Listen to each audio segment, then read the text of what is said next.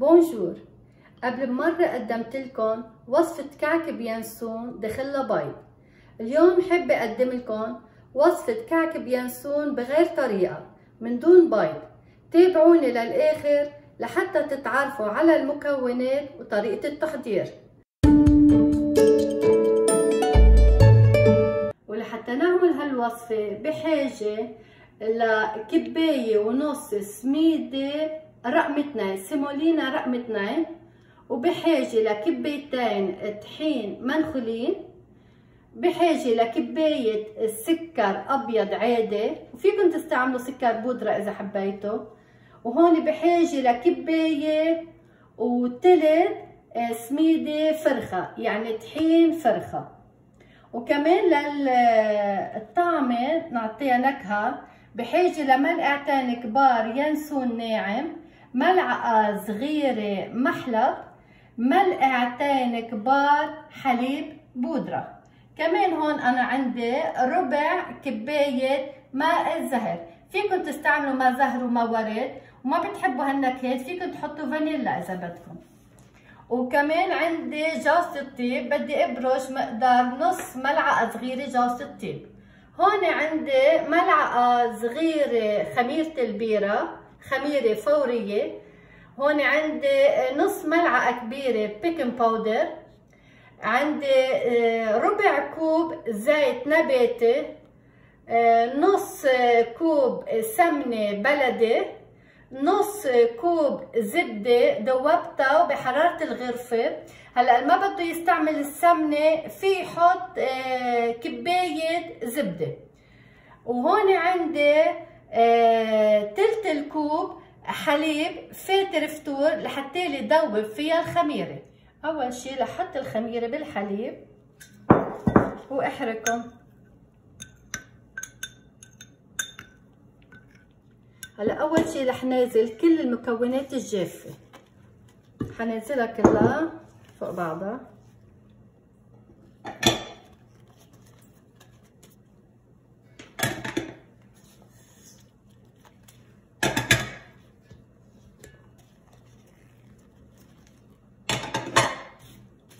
راح ابرش شوي من جوز الطيب،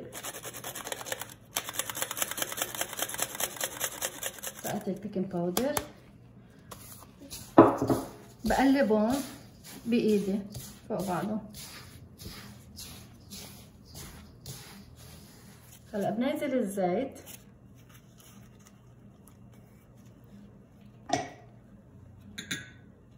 هون عندي الزبده، انا فترتها شوي صغيره للزبده، وهيدي السمنه البلدي انا عملتها. هلا اللي بحب يشوف كيف بعمل السمنه البلدي ويعمل على طريقتي في يتفرج على الفيديو، رح اترك اللينك بصندوق الوصف. هلا بجرب بفركهم، كمان رح احط المزهر.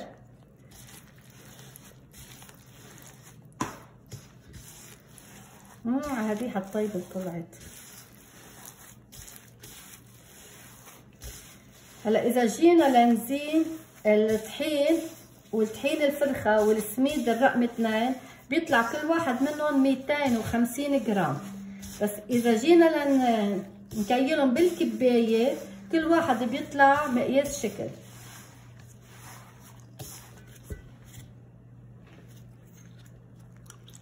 هيدا الحليب مع الخميره.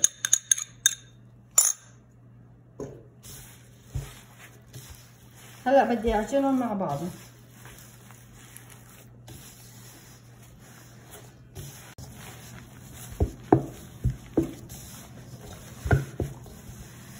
هون فركت المكونات، حسيتها بعد بتتحمل سوائل، رح زيدها تلت الكوب موارد. هلا اللي ما بحب موارد فيه زيدها مي اذا بده او حليب. هلا من بعد ما حطيت الموارد بدي اعجنهم.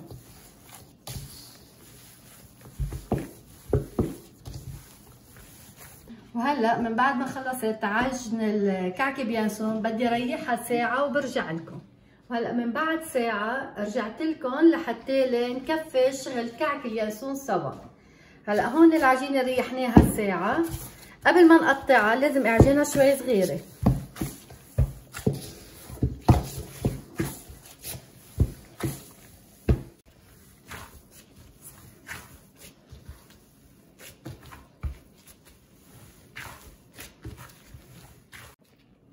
هلا بقطعها لكريات صغار، بجرب قد ما في اعملهم بنفس الحجم.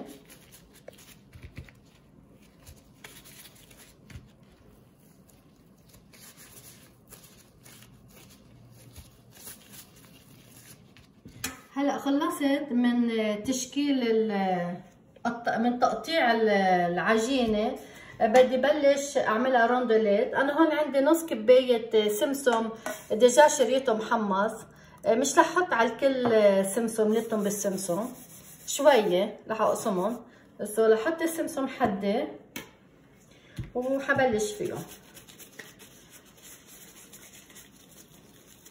اول شي ببرمها برم، برجع بعملها بهالشكل هيك، بجرب على الاطراف رققها اكتر من النص حتى تسكر معي احلى.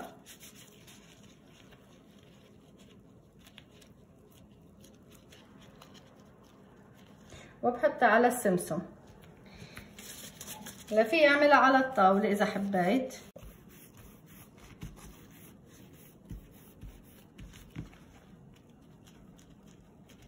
هيدي طلعت اكبر من هديك بس يلا ما بأثر. وبس يصير عندي كم وحده ملوطتهم بالسمسم بصير شيل منهم على الصينيه. هلا ما بقاسي اذا طلعت وحده حجمها اكبر من وحده. وهلا خلصت من تشكيل كعك اليانسون، فلازم ريح الكعك قبل ما ادخله الفرن، بحطهم بترتيب وبغطيهم. لازم ريحهم نص ساعه قبل ما ادخلهم الفرن، واكيد رح دخلهم على حراره درجه الحراره 350 فahrenheit. رح احطهم على الرف الوسط ورح يغلون الوقت، وبس اخبزهم وخلص بقلكن قديش اخذوا معي بالفرن. وهلا خلصت من خبز كعك اليانسون، اخذوا بالفرن 28 دقيقه.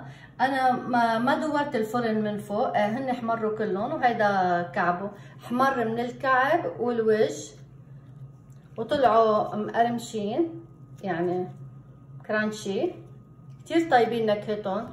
بتمنى تجربوا هالوصفة وتكون نالت اعجابكم، وما تنسوا تشتركوا معي بالقناة. ميرسي كتير، باي باي.